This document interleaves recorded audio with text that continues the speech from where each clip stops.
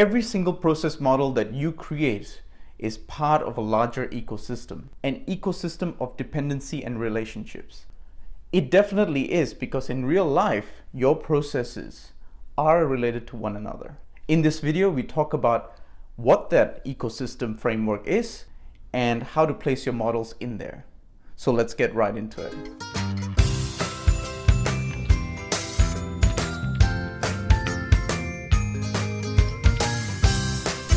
Every single model tells a story of the organization, a story of how processes deliver value.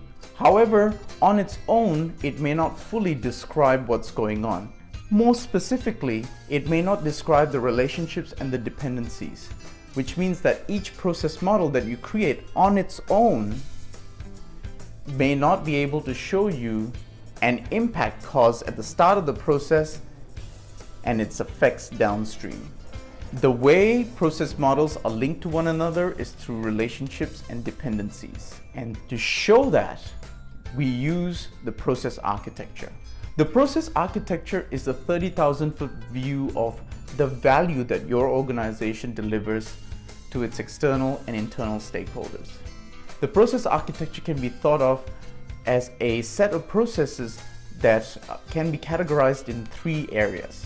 Strategic processes on the top, for example, strategic planning.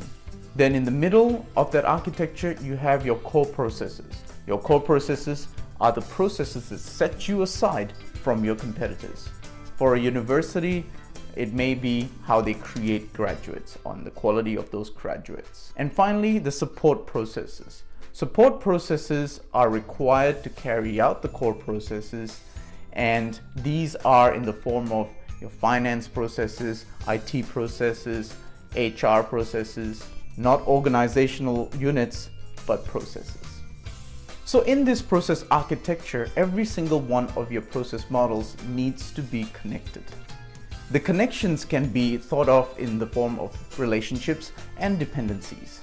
Simply put, the outcomes or outputs of the first process need to become triggers or inputs into the next process. We find this to be a one-to-many relationship sometimes, and that's okay. But that's one way to ensure that there's connectivity. Another way would be to uniquely identify each process model within that architecture. For example, you might use numbers to do so. Numbers that make sense to you. So 4 numbers might indicate a 4th level process model, 3 numbers might indicate 3, and so on. You get the idea. But you could also give it a unique identifier to identify where it lives within that process. In other words, does it live in the core? Does it live in the strategic? Does it live in the support? A combination of using inputs and outputs, outcomes and triggers from one process to another and connecting those up in an architecture using unique identifiers is the best way to ensure that your process models are kept in an ecosystem of connectivity and relationships. You want this because an impact that's caused upstream in the process may have effects downstream. The only way is to understand this through the dependencies and relationships.